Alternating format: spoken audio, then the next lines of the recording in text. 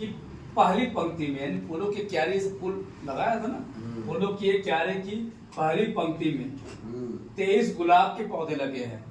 यानी जो पंक्ति पूरी लाइन है, जैसे बच्चे खड़े होते हैं ना रो टाइप में, तो 23 गुलाब के पौधे हैं। दूसरी पंक्ति में 21 गुलाब के पौधे और तीसरी पंक्ति में 19 गुलाब के पौधे। जैसे एक लाइन में 10 के बच्चे हैं, एक लाइन में 9 के बच्चे हैं और एक लाइन में 8 के बच्चे हैं।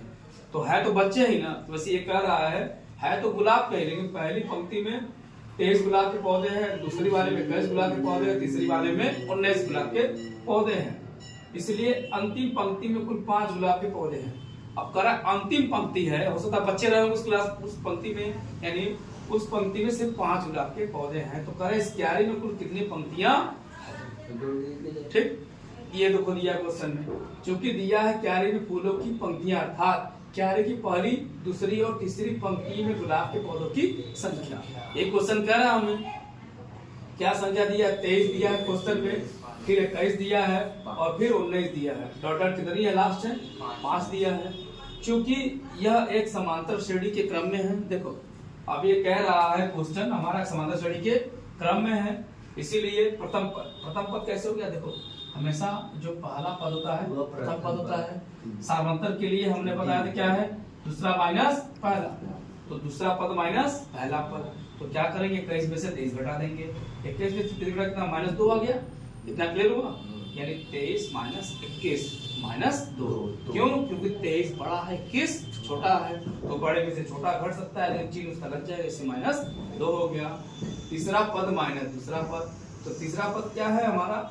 19 है, 19 में से 21 गया तो क्या आएगा? -2। यहाँ हो जाएगा -2 हो गया। ठीक, अब देखो यहाँ भी -2, यहाँ भी -2। यानी अगर किसी ऐसी श्रेणी या ऐसा कोई क्रम जिसके सर्वांतर का मान एक समान आ जाए, हमारा वो क्रम कैसा होगा? समांतर क्रम, और श्रेणी समांतर श्रेणी कहलाती है। इसीलिए, और इसके पदों की संख्या दी कितनी है? क्वेश्चन में कहा 5 है, तो Tn बराबर 5 हो गया। अतः समांतर श्रेणी का अनवा पद का सूत्र हम जानते हैं क्या है? Tn a plus n minus 1d। a प्रथम पद है, n उसकी संख्या है, d सर्वांतर है और Tn पूरे पदों की संख्या है। तो ये 5 दिया है, 23 होगी, n -1, ये -2 है। -2 को गुणा करेंगे 2n में, तो ये हो जाएगा हमारा -2n और ये हो जाएगा +2। तो देखो यहाँ 23 है, ये 2 है, हो जाएगा 25 माइनस हमारा 2n हो गया। तो 2n माइनस है प्लस 25 है, तो उधर जाएगा तो हो जाएगा -20 -25 होगा। तो देखो यहाँ माइनस हमारा है -2n, 5 -25, तो -2n बराबर -20, तो माइनस से माइनस कैंसिल।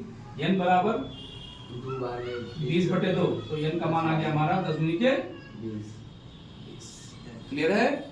देख लो फिर से, a plus n minus 1d हो गया, 5 दे दिया, 23 हो गया, n -1 2 है माइनस, तो माइनस यहाँ प्लस से गुणा करेंगे -2 हो जाएगा, ये माइनस ये माइनस, तो माइनस माइनस प्लस हो जाएगा गुणा करने पर, +2 हो गया, तो 5 हो गया, 23 और 2 हो गया 25 -2n, तो -2n प्लस 25 5 हो गया, तो -2n 2 प्लस 25 उधर जाएगा -25 होगा, ये -2n और ये घटेगा -20, तो माइनस माइनस कैंसिल। n बराबर 20/2, 10 गुना के 20।